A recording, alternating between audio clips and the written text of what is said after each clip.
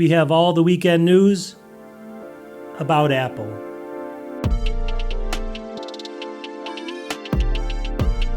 Welcome back to the channel.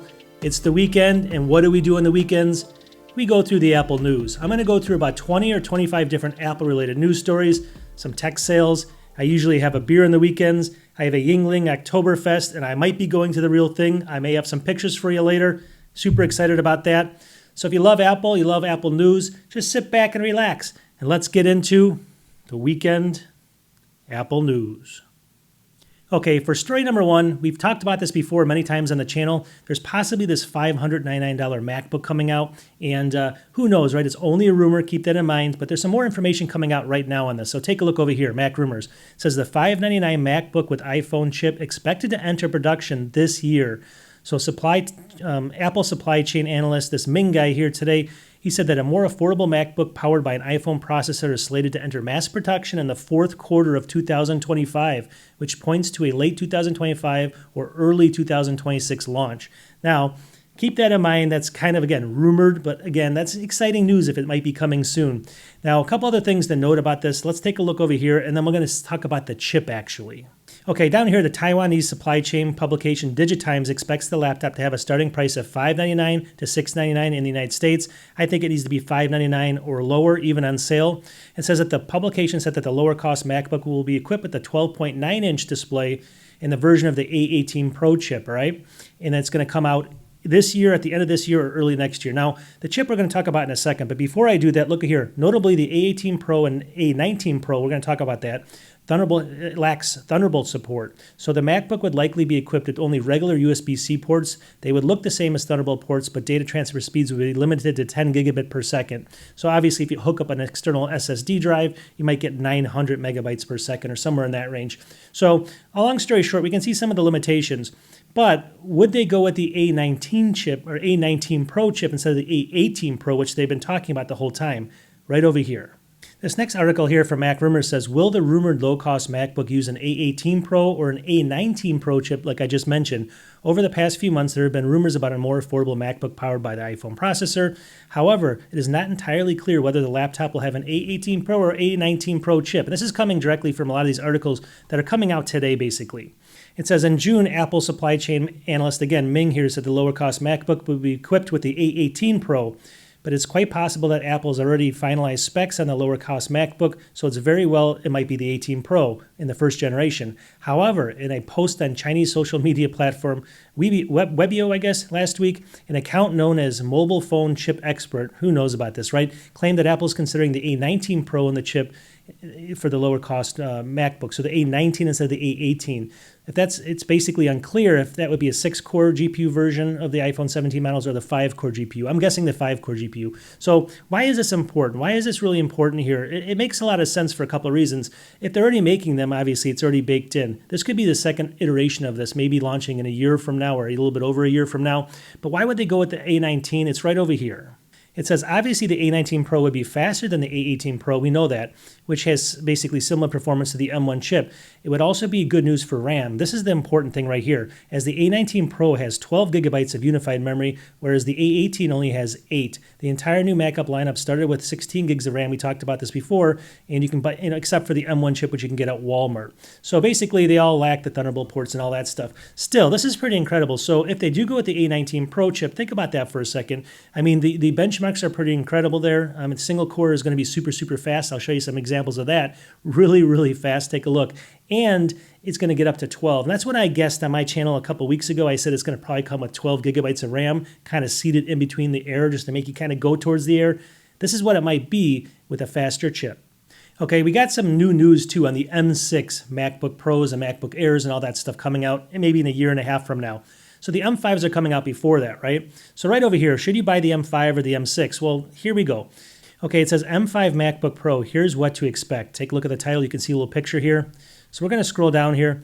It says Apple is reportedly working on a new MacBook Pro refresh, as they do almost every year. We all know that. As always, these new MacBook Pro models will come with the new generation of Apple Silicon. That means that we'll see basically the introduction of the M5, M5 Pro, and M5 Max chips. These chips will be based on TSMC's 3nm process, specifically the N3P, the third generation of 3nm manufacturing. Expect similar numbers to the A19 and A19 Pro chips as seen as the iPhone 17 lineups.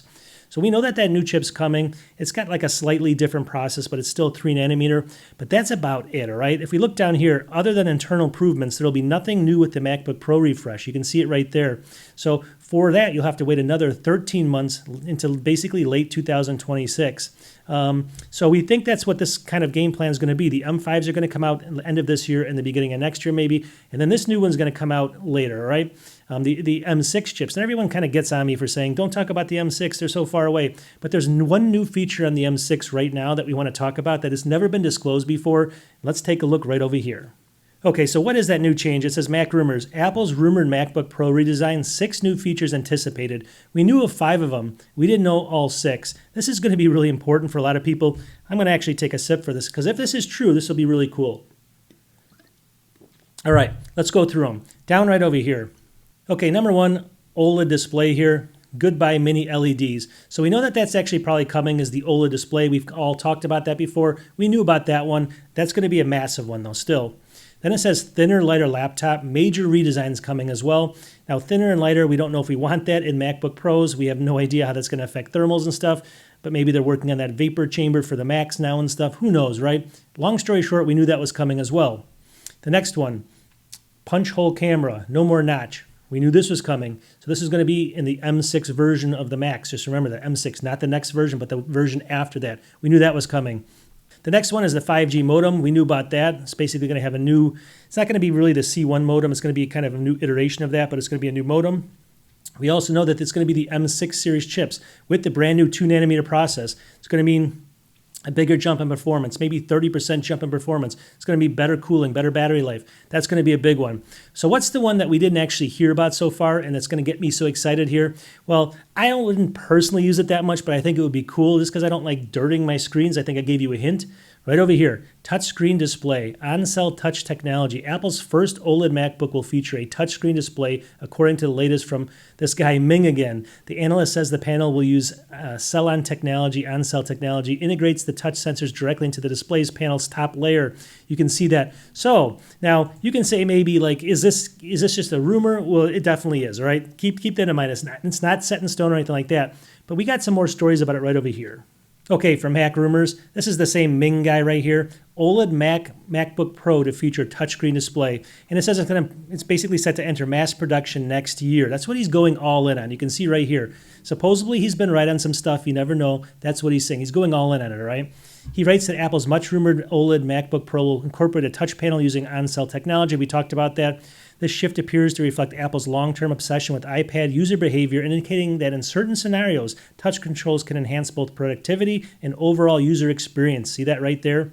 He's saying, unsurprisingly, the analyst believes that the recently rumored low-cost MacBook slated for mass production in the fourth quarter of this year will not feature a touch panel. We know that, but he's saying it could come on all models starting in 2027. So he thinks that the second iteration of that low-cost one could even get a touchscreen in 2027 as they all go all in on it. It's not really just him only saying it. He's got a couple people behind him. It says, according to a recent report by Korea's The Elect, Samsung will supply the displays in Apple's first OLED MacBook Pro.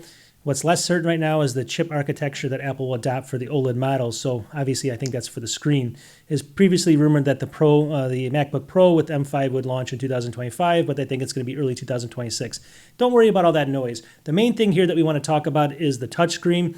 Is that a game changer for you? Post in the comments. For me personally, it doesn't make that much of a difference because I hate touching my screen. That's what my iPad's for. But I'm just curious in the comments, is it 50%, 60%, 70% that would want this? Don't they have to change the actual OS too, so it's easier to, they just changed the OS kind of with this new design. I don't see them doing that. I mean, maybe in a year and a half they will. It's going to have to change a lot, I think, to actually get a lot of use out of it. But you guys post in the comments.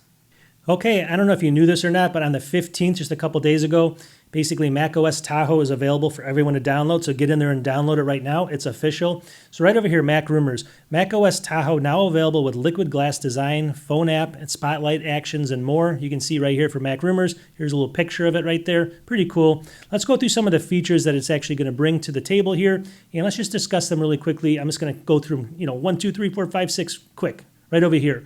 It's going to have the new design featuring liquid glass. I'm actually running it on my computer right here. I'm not so sure I like the new design. It looks, I don't know. I just don't know if I like it compared to like the old version with all the bubbles and everything, but you guys tell me in the comments if you like it. Customize the look of folders, which we'll talk about in a second. That's kind of cool. Some of my older videos are going to be obsolete now. Personalized control center here.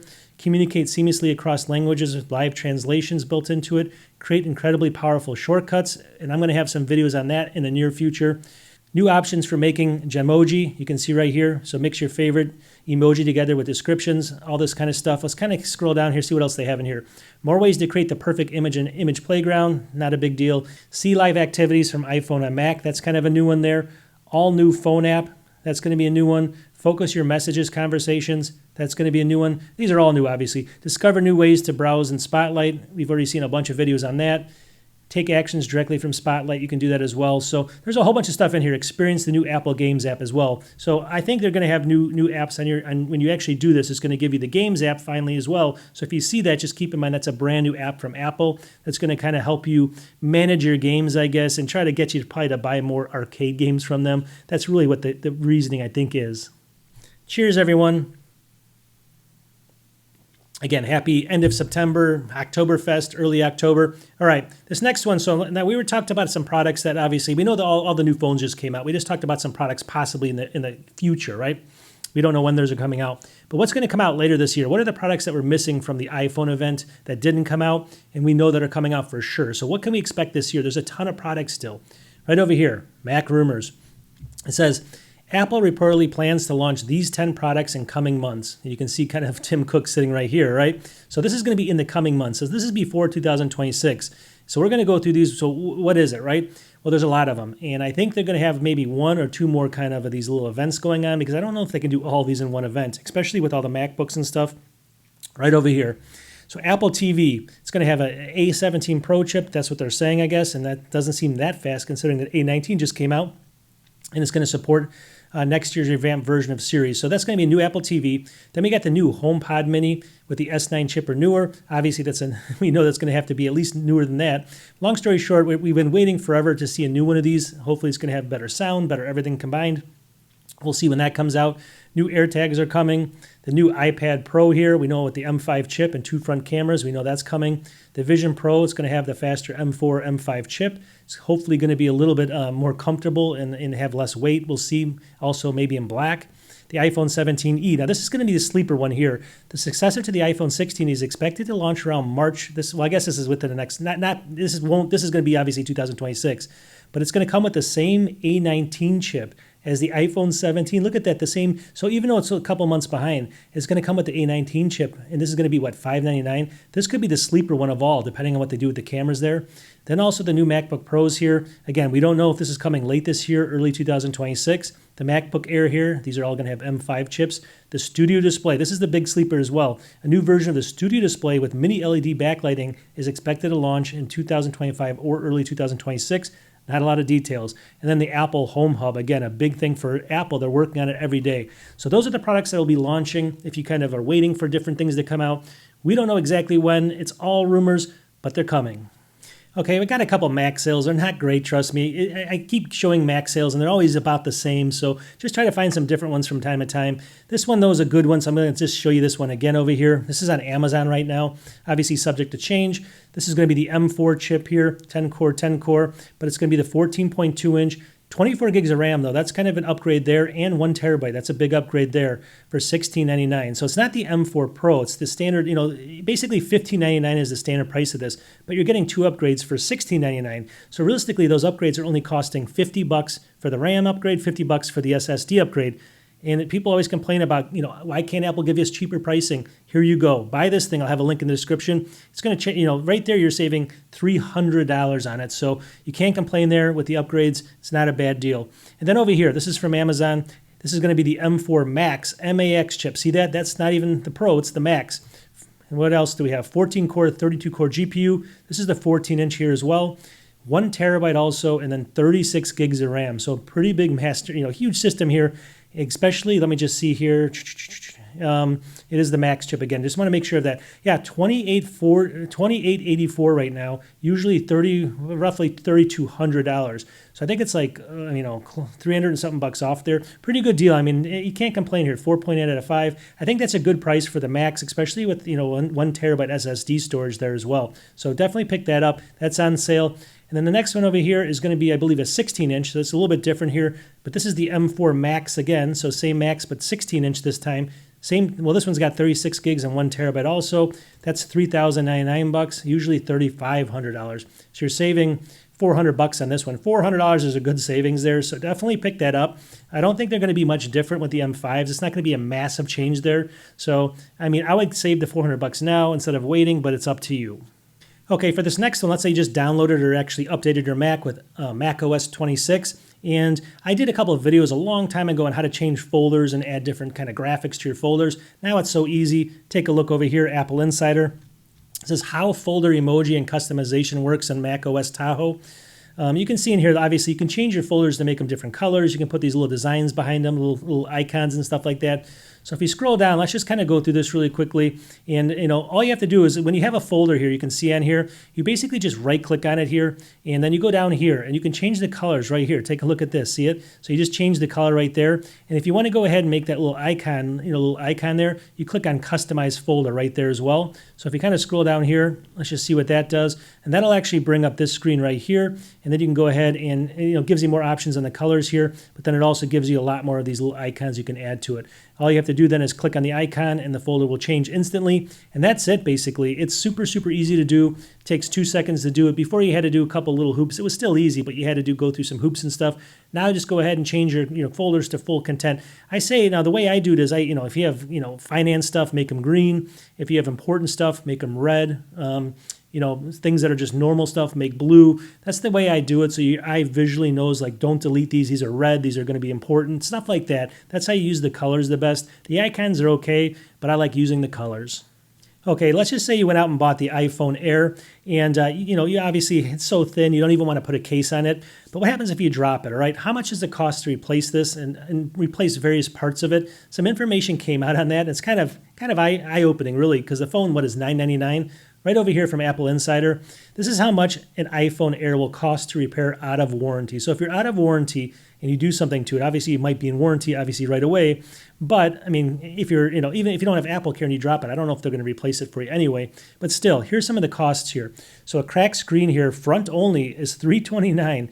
Back glass damage is $159. Cracked screen or back glass damage, $419. Look at that for both. Replacement battery is going to be about $119. Rear camera replacement, $169. Other damage, $699. I don't know what that means. That means crazy, right? Who's going to spend that when the phone's $999? But any of these things that happen to it, it basically makes the phone almost obsolete because you can't even, by the time you do that, I mean, I guess if you just bought it, but if you do this a year from now or 2 years from now, once like that 1 year warranty or whatever you do, it's not going to even be worth the upgrade. So even though that phone is so ultra thin, you still want to probably put a case on it. Okay, this next one, I'm just going to have a link in the video description so you guys can check this out because it's important information, all right? I'm not going to go through all this. If you just bought any of the new iPhones out there and you have some questions about them, there's a good resource here, Mac Rumors over here. It says iPhone 17 Pro Air, how to use all the new features on them. And you can see the picture of all the phones here. So I'm just going to link this into my description. And it's kind of interesting because they have some cool stuff in here. So Dynamic Island explained, but really it's going to be how to use the new center stage front camera, how to rotate the front camera without changing iPhone orientation, how to disable center stage, how to disable stage front camera, auto rotate, how to enable video capture record. There's things on how to disable and enable because some of these new features that they actually throw on the phones now, like if you want to take a selfie and it rotates everything and maybe you don't want that, right? It's going to show you how to disable the things as well. Some of the new features that you may not want. And there's a lot of cases where that comes up. So I'll have a link to this page. So if you do have the phone, definitely check it out. They're a good resource for all this stuff. I'm not going to kind of reiterate all that stuff. It's all in there for you to visit the website. Okay, we got some weird news here. So if you bought a Mac Studio and you bought it with the M3 Ultra, which is supposedly the fastest chip, even though it wasn't an M4, we all know that, right? There's some problems with it right now. Take a look over here, Apple Insider. Mac Studio M3 Ultra owners can't install macOS Tahoe yet. See that right there? And you can see a nice picture of it here. So we're going to scroll down here. It says Apple's high-end Mac Studio with the M3 Apple Silicon will download macOS Tahoe, but it won't install it, leaving users stuck on the older system version. When Apple rolled out the macOS Tahoe worldwide on September 15th, most devices updated without a hitch, MacBooks, iPads, and even older machines, obviously. The story has been different for the MacBook Studio with the M3. Basically, a $4,000 powerhouse inside of Apple's community forums are finding that the update looks like it's working until the very last minute. Instead of finishing, the install aborts, basically, and it won't let you install it. And then it drops back to 15.7 Sequoia. And they're saying it's 100% right now. It could change by the time you watch this. I mean, I usually make these a day or two in advance, but still, this is a huge problem because it's kind of the most expensive computer that they actually, that they offer right now. Some people spend like over 10 grand on that thing and they can't even get in a Tahoe. We'll see what happens here. I'm sure they're going to fix it, obviously, but just something to note. Okay, this next story is kind of funny just because this guy's he's kind of a clown, right? And I'll show you who he is in a second. But long story short, right over here. So Mac rumors. I don't know if you've seen in the news, Meta launches AI glasses. So Meta this week unveiled an $800 pair of smart glasses that include a in-lens display, the new Meta Ray Band display. So AI glasses allow you to check messages, view photos, and interact with Meta AI without the need for to use a smartphone. Now, a lot of people have started, testing it, and some of the users, like the big users out there, that get this stuff for free sent to them, they got all that stuff and they started testing it. Some love it, and some, are kind of, they say you have to be kind of on board, the Android or, the Meta system, not so much Android, but the Meta system. So long story short, it's got mixed reviews, but still, the funny thing is I don't know if you've been paying attention to the news, but Mark Zuckerberg, and this is the guy that he's kind of clownish, right? I mean, first of all, take a look over here. So it says right here, I don't know, this is from sfgates.com. It says, I don't know what happened, Zuckerberg. Meta bungled a high-stakes demo. See this? Now, first of all, I mean, these glasses, let's just give me your honest opinion. Does he look crazy with those things? I've seen pictures of these glasses. Now, I know we're moving forward with technology and stuff, and I know it's going to be something that people might wear eventually, but these glasses just they make you look crazy, right? That's number one. But number two is, so he was up on stage, and it was a live demo for these brand new glasses, and he's launching them and everything like that. And he goes up and he asks someone that's cooking, he had a video screen up, and he's asked this guy that's cooking to put together a recipe for some kind of like dressing. And the guy starts asking the glasses, can you help me create this? And the thing kept saying, well, once you get done with the initial ingredients, you can add pear to it. And he goes, no, but can you tell me from the very start? And then it kept saying, well, you can, after you're done with the initial, it wouldn't give him an answer. He was caught in a loop, basically. And they both kind of looked at it, and the guy ended up blaming Wi-Fi of all things. Wi-Fi. He said, our Wi-Fi's off. We test this all the time. Does that make a lot of sense to you? And then even funnier is it went on, and he actually started doing something like where he was trying to connect with somebody else on a call via the glasses, and they couldn't connect. He tried 3 or 4 times, and they kind of laughed, and then he said it's got to be the Wi-Fi issue, and they kind of walked off. So long story short, it was a huge debacle, and I don't know. You would think they would plan these things better out, or just have them kind of fakely baked in. I know it's nice to do them live on stage, but when it looks like this, you kind of look like a clown. Long story short, I'm not going to be buying these because of it. I wouldn't anyway. I'll be waiting to see what else comes out before I do. Tell me what you guys think. I know a lot of people will probably like these, but it was still funny to see. Okay, if you watch my show, I have some rants every once in a while, like that last one I just did. Here's my typical rant here. It's not really a rant, but I want you to kind of tell me if I'm right or if I'm wrong on this. All right. Mac rumors. It says Google adds Gemini AI to Chrome. Google today said that Gemini AI is being integrated into the Chrome browser for the Mac and the PC. Chrome users will use in the US will get functionality first. You get the idea here. So we're going to kind of scroll down and see what this means. There will be a small Gemini symbol in the upper right-hand side of the browser that will offer options like learn about the page or explore a topic when clicked on. By default, the Ask Gemini interface will answer questions about the tab that you have opened up, so the website that you've gone into. So it says Gemini in Chrome is able to work across multiple tabs, which is useful for comparing and summarizing information. So I get all that. That's kind of nice, kind of, right? But when is the time where this is going to be just too much, right? And let me just tell you what I mean. So the internet right now is made up of a million different websites. You get, information from a lot of different people because people have different thoughts on things. You can kind of think about it. Is this right or is this not right? Now, it's not always perfect, right? But when this AI comes in, they're going to basically look at the website and then come back and tell you, not only is this right or not, but they're also going to maybe take all that information and start learning from it. So when is that point where we don't need any other website ever again, right? When is the point where this thing learns everything from the existing website that's out there and we don't need any other websites at all? And then the problem with that is then we're learning everything we're learning from just one company or two companies or three companies, like basically maybe Apple if they ever get their act together, but Gemini here, Google, maybe OpenAI. There's only going to be so many companies that are doing this, as far as the big search engines. So they're going to get rid of all the little small websites and individual people doing this. It's all going to be mined out to big companies. And we know that's a problem already. So this is my fear. There's going to be no need for the web anymore. It's just going to be these things. Once they learn what they learn, obviously they're going to have to be being fed with new information. I guess that's maybe what's going to hold it on. But you tell me in the comments, do you guys see this coming? I know we're going to lose jobs and all that stuff, but I think it's just going to be the death of really the way we ever had the web before, of little small sites giving you little information here and there. It's all going to come from them, and they're just going to basically steal it from all the different websites. Okay, I thought this was interesting. So if you bought that iPhone Air, just an interesting article, and then you bought that little battery with it, all right, that came with it. You can only use it on the iPhone Air. Right over here, Apple Insider. MagSafe battery for iPhone Air uses the same battery type as the iPhone itself. So it's actually got the exact same battery as the iPhone in this little device that they created, and it's got a plastic shield around it. So we're going to scroll down here. Let's just see what it says in here. Let me just see here. It says the teardown video points to the near identical shape of the iPhone battery pack that is used in the MagSafe accessory at 2.7 millimeters. And it says it basically says that it's the same exact battery, but it's just a little bit thicker, the actual battery pack, because they had to put some kind of plastic in there instead of the titanium. But it says when attached to the iPhone Air, the MagSafe battery pack provides only 65% additional charge rather than an extra 100. This is most likely because wireless charging is less efficient than wired charging, meaning more wasted power. So while the battery is exactly the same as the iPhone, it won't even give you the same iPhone output, only 65%. Long story short, I just thought it was cool weird, I guess, maybe cool that Apple just took the extra batteries or whatever they had. Maybe they weren't as good for the iPhone and just threw them into this thing and they're selling it for $99. Maybe that's why they did it. Maybe they had extra ones or something. There you go. Okay, another little piece of information, just kind of conversation over the weekends if you want to be smarter than your friends. Right over here, Mac Rumors. iPhone 17 Pro Max teardown reveals Qualcomm Snapdragon X80 modem for 5G. So while the iPhone Air is equipped with the new custom C1X modem, and they talked about this Apple over and over again, that's for cell connectivity. All of the iPhone 17 models are also outfitted with the Qualcomm modem Still. See that right there?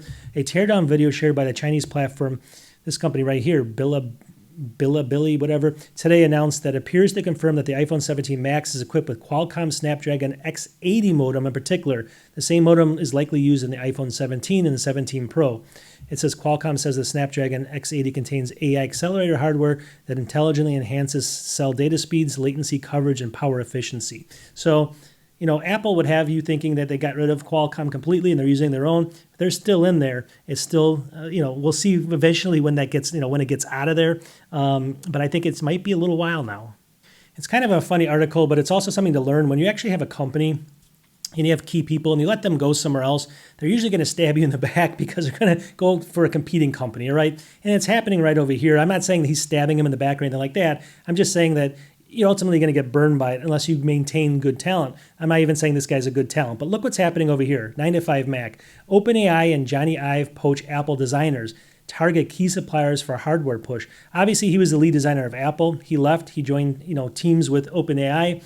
And now he's going after Apple directly. Not only is he stealing all their AI experts, all right, and that's been documented. They're kind of picking through some of those people and offering them big contracts and stuff. But he's also down here. So it says Luxshare, a major assembler of iPhones and AirPods in China, has already secured a contract to assemble at least one of OpenAI's devices, according to multiple people with direct knowledge. OpenAI has also approached this other company, I'm not even going to try to say that, which assembles AirPods, HomePods, and watches. So they're going after the companies that are, they're looking for manufacturers that are doing Apple products to manufacture their own, probably offering them more money, maybe putting some more competition on Apple. So overall, while this guy obviously is someone that's renowned for Apple, he's really going after him right now, not only with the talent, but also with getting all the manufacturing places to actually start supporting their devices in the future. Kind of interesting. Be careful who you let go. Okay, and this next one, just in case you didn't know, let's say you want to record some video and you have AirPods, and there's certain kinds that'll work here. You can use those as kind of a studio quality mic, almost like a lav mic, very, very easily right here. iOS 26, use AirPods as microphone when shooting video. In iOS 26, this is the new thing here, obviously, the new iOS, you can use AirPods 4, AirPods Pro 2, and AirPods 3 as a wireless microphone supported by camera apps. It turns it into a lapel mic. See that? So all you have to do down here, I'm just going to show you really quickly, is it says setting up your AirPods as your camera's microphone. With your AirPods in your ears, open the camera app, obviously. Switch to video mode in the camera app, all right? Open Control Center by swinging down the upper right corner of the screen. So I guess you're doing, opening up Control Center. Tap Camera Controls. You're going to get into Camera Controls. And then under Audio and Video, tap Input, and then select your AirPods from the menu. So you're going to eventually see this little menu here from Audio and Video. Select right here, Tim's AirPods Pro, and then there you go. And then actually, if you're filming or doing something, maybe you put it up on a tripod, you can just use your AirPods as a microphone. It's going to be very good, actually, with some noise canceling and stuff like that. So just give it a try. Always try things before you use it. Just an interesting feature. Okay, this next one, so when Apple does an event, they give you these battery levels, like with the iPhone 17s, they say it's going to give you 30 hours of battery and all this stuff, but then people go out and test it. So what's the main difference here? It's good to know, right? What is the real world stuff? Well, take a look. Mac Rumors says iPhone Air versus iPhone 17 Pro Max battery life compared in new test. So I'm not too worried about the comparison, but I am worried about this. So right over here, here's Apple's offline video playback figures for each model. So this is what they say.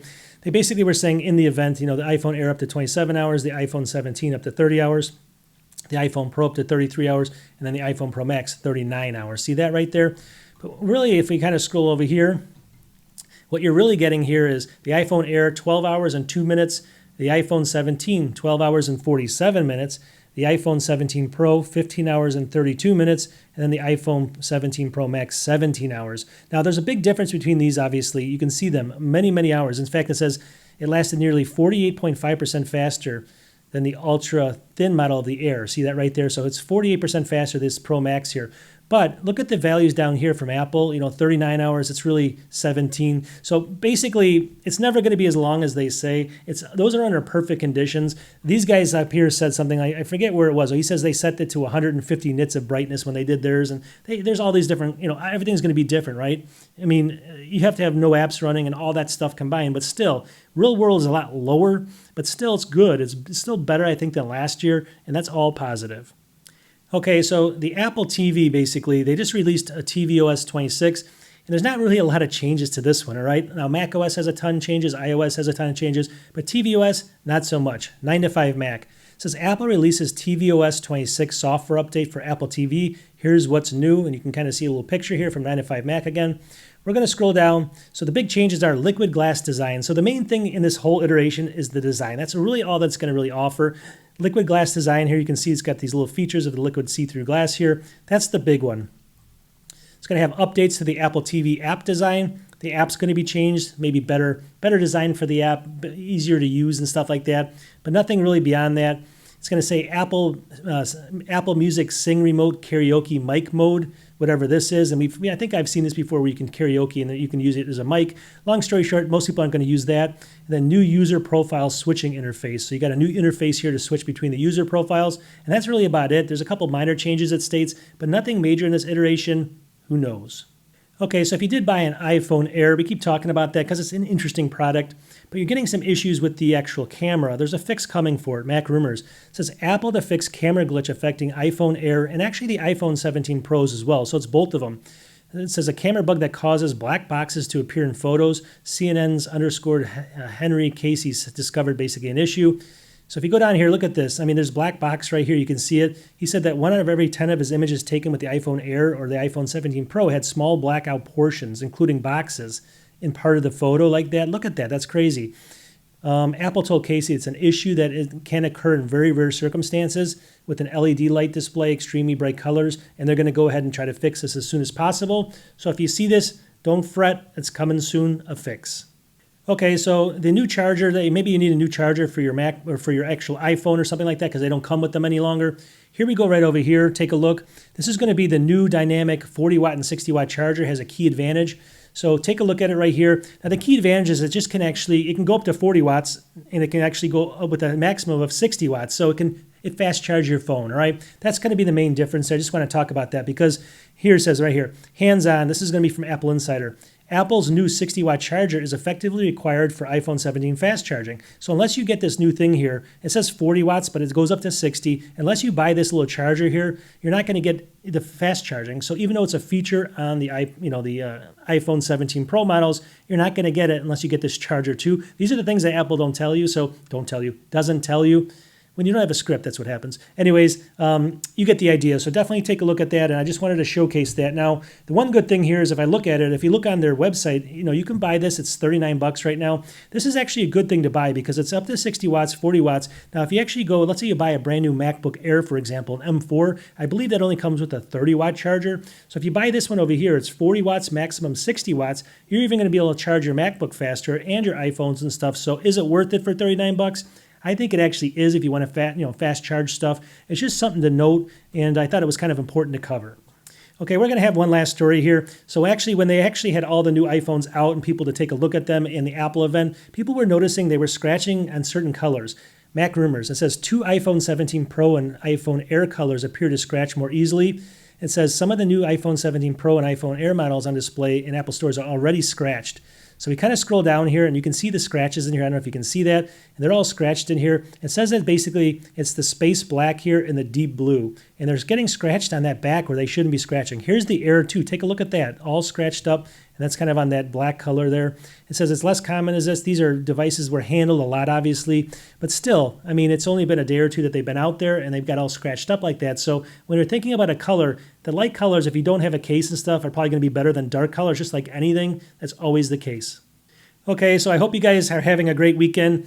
We'll talk to you soon. I'm going to have one more week here. Like I said, I might be in Oktoberfest. I might have some good pictures for that. And we'll talk to you in the next video. All Apple news coming towards you. Peace.